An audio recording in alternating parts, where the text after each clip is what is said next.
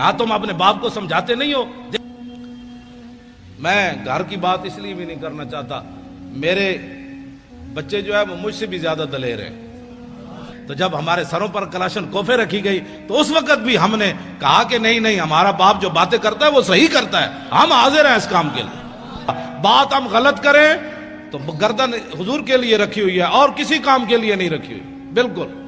میں حقیقت میں میرے دل میں ایک ذرا برابر بھی خیال نہیں ہے میرا بیٹا مر جاتا، حالانکہ اس کو اتنا مارا کہ وہ مرنے کے بالکل قریب پہنچ گیا تھا، اور کئی دن اس کے سینے پر جو ہے کلاشن کوف کا نشان رہا۔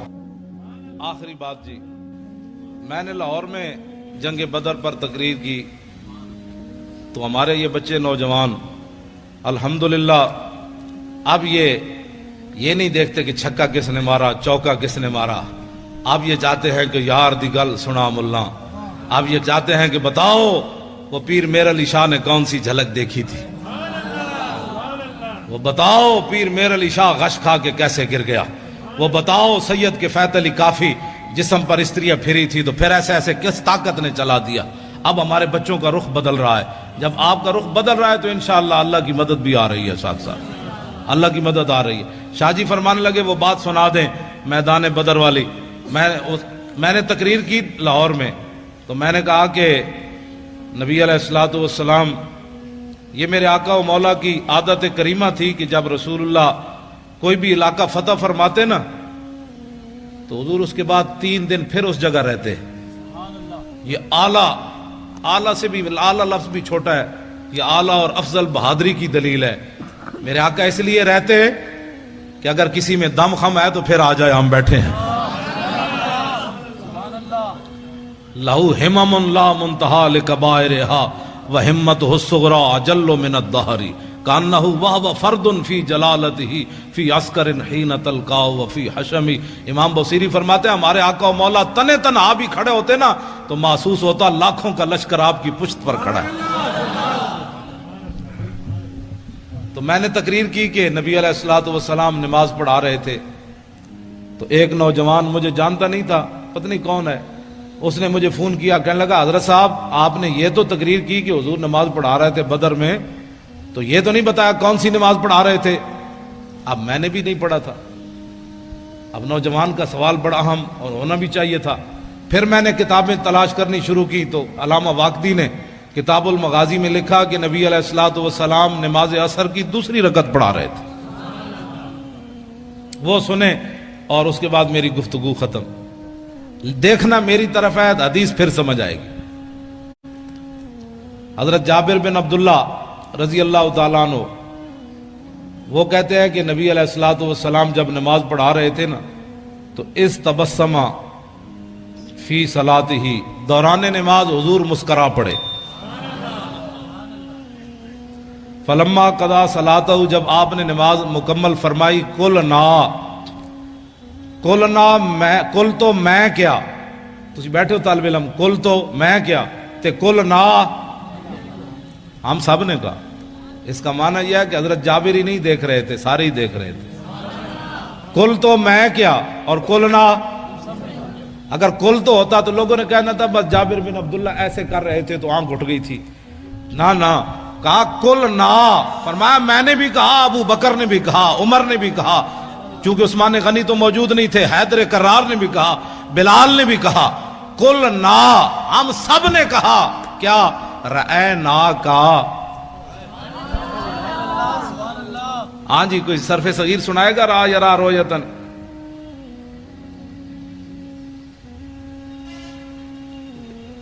را یرا رویتن فورائن وروی یرا رویتن فذاک مریون لم یرا لم یرا لا یرا لا یرا لن یرا لن یرا لا یرا ین لا یرا ین لا یرا ین لا یرا ین علم رو من را لترا لیرا لیرا ورن ین لا ترا لا ترا لا یرا لا یرا ضرب من مرن مرایان مرائن و مرائن ولالت من مرن مرایان مرائن و مرائن مرات مراتان مرائن و مرائیت مراؤن مران مرائی و مرائی و مرائیت افل التفضیل مذکر من ارا رایان ارون ارائن و ارائن والمنس من رؤیا رؤیان رؤیات روان و رؤیا فیل التاج من اراؤ و رائبی و راؤ و یا راؤ وات۔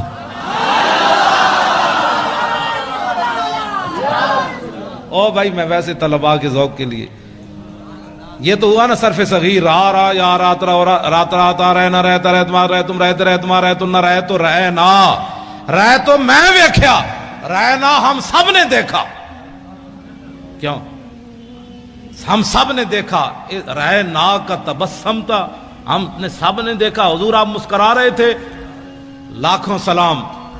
تو میرے آقا نے یہ نہیں فرمایا جب آدمی نماز میں کھڑا ہو تو کہاں دیکھتا ہے؟ سجدے کی جگہ، جب رکوع میں جائے تو پاؤں پر، اور جب سجدے میں جائے تو ناک پر، اور جب اتحیات پڑھے تو گود میں، سامنے دیکھنے کا تو کہیں بھی حکم نہیں ہے۔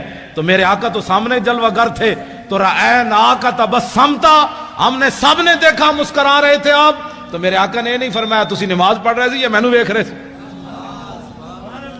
تم نماز پڑھ رہے تھے یا مجھے دیکھ رہے تھے؟ میں پھر داڑھی منڈے اقبال کو پوچھا، میں نے کہا مولویوں کے، پھر لوگوں کہنا یہ مولویوں کے جھگڑے ہیں، مولوی تعویلیں کر لیتے ہیں۔ میں نے کہا اقبال بتاؤ، تمہاری آنکھیں یورپ میں بھی جا کر خیرہ نہ کر سکا مجھے جلوہ دانش فرنگ کہ سرما، میں نے کہا جو سرما لگایا ہے نا، اس سرمے والی آنکھ سے دیکھ کر اس حدیث کا مطلب مجھے سمجھاؤ کہ صحابہ نماز پڑھتے ہوئے حضور کو کیوں دیکھ رہے تھے؟ تو اقبال کہنے لگا مولوی تجھے سمجھ نہیں آئی کہ شوق تیرا اگر نہ ہو میری نماز کا امام، میرا قیام بھی حجاب میرا سجود بھی حجاب۔ رہنا کا تبسم تھا، ہم نے دیکھا کہ آپ مسکرا رہے تھے۔ میرے آقا نے فرمایا جی ہاں۔ عرض کی کیوں؟ آپ ذرا توجہ میری طرف دیکھنا، حدیث پھر ہی آپ کو سمجھ آنی ہے۔ یہ اس کا تعلق رہنا کا کہ رویت کے ساتھ ہے نا، تو رویت ہوگی تو پھر بات ہوگی۔ آپ میری طرف دیکھیں گے تو حدیث پاک بھی آپ کو سمجھ آئے گی۔ میرے آقا نے فرمایا مرہ بی میکائیلو، فرمایا جب میں نماز پڑھا رہا تھا نا، دوسری رکعت کے لیے کھڑا ہوا تو میرے قریب سے میکائیل فرشتے گزرے، والا جناحی اسر الغبار، ان کے پروں کے اوپر بدر شریف کی مٹی کا گرد و غبار تھا۔ اتنا تو میرے آقا غور سے دیکھ رہے تھے نا، اور وہ بھی جبریل کے پروں کو حضور دیکھ رہے تھے۔ یہ کون سی توحید تم نے بیان کی نبی کا خیال آنے والی؟ ہمیں بھی بتاؤ۔ اب تو رسول اللہ سب کچھ دیکھ، مرہ بی میکائیل وعلی جناحی اسر الغبار وہو راجع من طلب القوم، اور وہ میرے غلاموں کی مدد کر کے واپس جا رہے تھے۔ آگے کیا ہے؟ فضحک الیہ، فرمایا کہ جب میرے قریب سے گزرے نا تو مجھے ایسے کہا، فضحک الیہ، ایسے جناب ہونے اجازت ہے؟ اب اجازت ہے؟ مسکرا کر اب اجازت ہے؟ جب مجھے دیکھ کر کہا نا ہنستے ہوئے کہ اب اجازت ہے ہم واپس جا سکتے ہیں، تو فتبسمت الیہ، میں نے پھر مسکراتے ہوئے جواب دیا ہاں ٹھیک ہے آپ واپس جا سکتے ہیں۔ دین کا کام کرنا ہے، اپنے بچے نور حمزہ میں داخل کراؤ، خالی نعرے لگانے سے تو بات نہیں نہ بنتی۔ ایک پتر دے دو، میں حقیقت میں میرے دل میں ایک ذرا برابر بھی خیال نہیں ہے میرا بیٹا مر جاتا، حالانکہ اس کو اتنا مارا کہ وہ مرنے کے بالکل قریب پہنچ گیا تھا، اور کئی دن اس کے سینے پر جو ہے کلاشن کوف کا نشان رہا، اس کے سینے پر ایسے رکھی بتا تیرا باپ پیسے کہاں سے لیتا ہے، تیرا باپ ایسی تقریریں کیوں کرتا ہے؟ اس نے کہا اس سے پوچھو جو کرتا ہے۔ کہ پیسے کہاں سے لیتا ہے؟ اس کا اللہ دیتا ہے۔ وہ کہنے لگے ہمیں تو نہیں دیتا۔ اس نے کہا تمہارا منہ ہے۔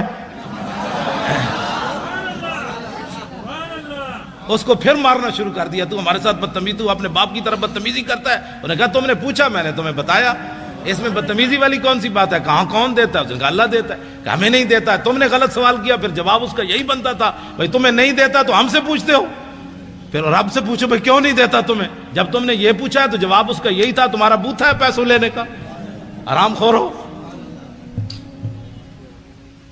تو مر بھی جاتا نا، اللہ کی قسم مر جاتا تو میں نے رونا نہیں تھا، نہیں رونا تھا، ہاں بالکل نہیں رونا تھا، کیونکہ باتیں میں کرنی نہیں چاہیے، اگر کرتا ہوں تو پھر یہ ساری چیزیں تو پہلے آنی ہیں۔ یہ شہادت گاہ الفت میں قدم رکھنا ہے، اور لوگ آسان سمجھتے ہیں مسلمان ہونا۔ بچے تساں بھی بچا لے میں بھی بچا لے، پگڑی تساں بھی بچا لئی میں بھی بچا لئی، دولت تساں بھی بچا لئی میں بھی بچا لئی، حضور کا دین وائٹ ہاؤس تک لے جانا کس نے ہے؟ تم تو اپنے ملک میں بھی نہ بچا سکے، وائٹ ہاؤس کے دروازے کون کھڑکائے گا؟ کون آئے گا خالد بن ولید کی قیادت میں؟ کون آئے گا محمود غزنوی جو سومناتھ کے مندر توڑے گا؟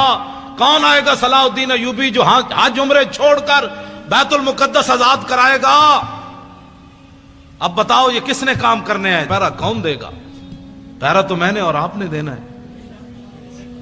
مولوی خادم مر جائے یا زندہ رہے، کراچی آوے یا نہ آوے، جب ہم نے مولانا کو طارق لبیک یا رسول اللہ کا کنوینئر بنایا ہے، اور انشاءاللہ جلدی یہ ساری باڑیاں مکمل ہو جائیں گی، آپ خود بڑھ بڑھ کر آگے آئیں، کہیں مولانا میں حاضر ہوں، بتائیں میں کیا ڈیوٹی کر سکتا ہوں، میں حاضر ہوں، آگے بڑھ کر کام کریں نا، یہ پوچھ کر کام دین کا نہیں ہوتا۔ آپ آگے بڑھے، پیسے امن تو صدیق اکبر جائے، پیسے امن تو عثمان غنی جائے، جے غریب ہوئے تو حضرت عقیل انصاری جائے۔ 1 کلو کھجور لائے نا، ان کے پاس تھی 1 کلو کھجور، اور اتنا غریب ہوئے کھجور بھی کوئی نہ ہوئے تو پھر تولوا اعینہم تفیض من الدمع حزنا الا یجدوا ما ينفقون۔ جب میرے آقا نے فرمایا قلت لا اجد ما احملکم، غزوہ تبوک کے موقع پر میرے حبیب جب آپ نے یہ بات فرمائی تھی نا اپنے غلام غریبوں کو کہ سواری نہیں ہے، ہم تمہیں کس پر بٹھا کر لے جائیں، 1200 میل کا سفر ہے، تو میرے حبیب وہ منظر میں رب بھی دیکھ رہا تھا کہ جب آپ کے دربار سے غریب صحابہ لوٹے تو رو رہے تھے، یا اللہ ہمیں تو نے پیسے کیوں نہیں دیے، آج ہم بھی سواریاں خرید کر تیرے نبی کے ساتھ تو چلتے کم از کم۔ غریب اس کو کہتے ہیں، غریب اس کو نہیں کہتے جو گھروں کے دروازے کھڑکا کے کبھی زکوٰۃ مانگتا پھرے، کبھی صدقے مانگتا پھرے اور امت پر بوجھ بن جائے۔ غریب یا تو عقیل انصاری ہے یا وہ غریب صحابہ ہیں جو رو پڑے تھے کہ یا اللہ ہم تیرے نبی کی خدمت بھی نہ کر سکے، صدیق جتنا مال تو دینا تھا ہمیں، تو باقی رہ گئے منافق۔ توجہ، میں نے جو مطالعہ کیا، منافق اس کو کہتے ہیں نہ اعلیٰ کام پر راضی ہوتا ہے نہ ادنا کام پر راضی ہوتا ہے۔ یہ بات میری پوری، میں نے وثوق سے یہ بات کر رہا ہوں۔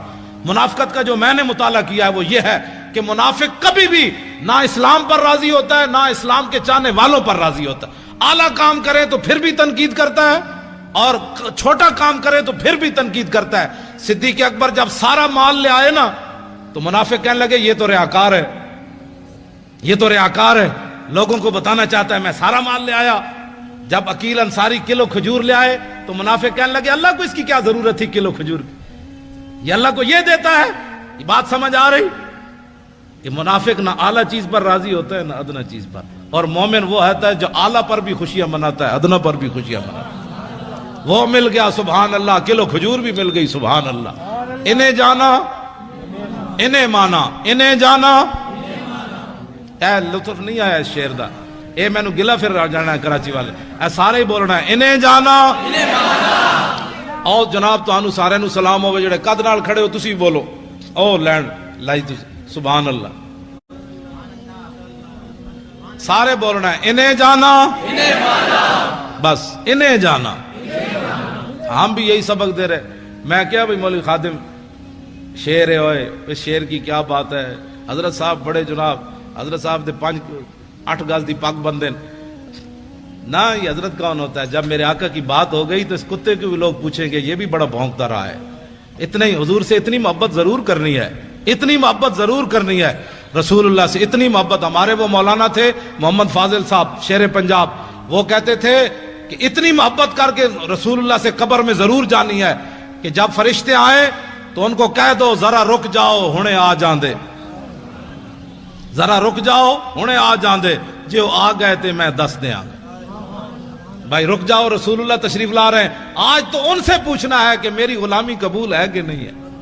تو میرے آقا تشریف لائیں تو کہ فرما دیں جانے دو یہ اپنا ہی ہے، اس نے کراچی کے روڈوں پر میرے لیے بڑا کام کیا، جب بھی میری بات آئی اس نے میری بات ہی کی ہے، یہ اپنا ہی ہے آپ جانے دو، بس اپنا ہی ہے یہ جانے دو۔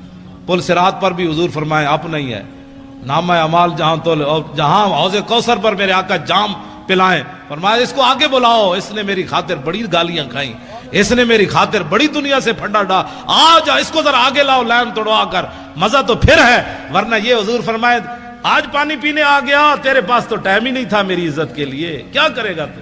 آج انہیں مانو اچھا بولو نا، اے تو بولنا ہے انہیں جانا نہ رکھا غیر سے کام، للہ الحمد میں دنیا سے مسلمان گیا۔ جو لبرل والے ہیں ان کے لیے شعر رہے گا یوں ہی ان کا چرچا رہے گا۔ آپ میں کوئی بھی لبرل والا نہیں ہے، میں انہیں کہنا چاہتا ہوں جو لبرل والے ہیں ان کو میں یہ جواب دے رہا ہوں کہ پاکستان لبرلزم کی طرف نہیں جا رہا، پاکستان لبیک یا رسول اللہ کی طرف جا رہا ہے۔ لبیک۔ میں گھر کی بات اس لیے بھی نہیں کرنا چاہتا، میرے بچے جو ہے وہ مجھ سے بھی زیادہ دلیر ہیں، بالکل۔ میں نے تھوڑا سا گھر میں گیا تو میں نے کہا کہ انہوں نے کہا نہیں کیا بات ہے، جب دین کے نام کا کھاتے ہیں تو جب دین کے نام پر تھوڑی سی پریشانی آئی تو پریشانی والی کیا بات ہے؟ میں نے کہا ظاہر بچے ہوتے ہیں، بچیاں ہوتی ہیں، تو میں نے سمجھایا، میں نے بیٹھ گیا، میں نے کہا نہیں جی کیا پریشانی ہے، وہ ہمیں مار بھی دیتے تو پھر کیا ہونا تھا، جب آپ باتیں کرتے ہیں تو ہمیں پتہ ہے کہ ہمارے ساتھ کیا ہونا ہے۔ تو میں نے کہا شکر ہے اللہ کا، شکر ہے اللہ کا، یہ نہیں کہ دین کے نام پر۔ کہا ابو جی ہم کھاتے جو ہیں، جب آتا ہے تو اس وقت تو ہم کہتے ہیں ماشاءاللہ ہمارے ابو جی بڑے اچھے ہیں، تو جب ہمارے سروں پر کلاشن کوفے رکھی گئی تو اس وقت بھی ہم نے کہا کہ نہیں ہمارا باپ جو باتیں کرتا ہے وہ صحیح کرتا ہے، ہم حاضر ہیں اس کام کے لیے۔ کہا تم اپنے باپ کو سمجھاتے نہیں ہو، دیکھو تمہارے ساتھ کیا ہو رہا ہے۔ انہوں نے کہا ہمارا باپ جو باتیں کرتا ہے وہ بالکل ٹھیک کرتا ہے اور اس کو کرنی بھی چاہیے ایسی باتیں۔ اب وہ کیا کرتے، میرے بچوں کو گولیاں مارنے سے تو رہے، انہوں نے سمجھا یہ دبک جائیں گے، انہوں نے نہیں پتا کہ میں تو دن رات ان کو یہی باتیں تبلیغ کرتا ہوں، گھر باہر بھی کرتا ہوں، ان کو بھی کہتا ہوں کہ بچوں جب حضور کی بات آ جائے تو بات پھر کچھ اور کرنی ہے، نہ سدا تو رہنا کوئی نہیں، یہاں جب جائیں تو طریقے سے تو جائیں۔ غازی علم الدین کی ماں جب آخری بار ملنے کے لیے میاں والی جیل گئی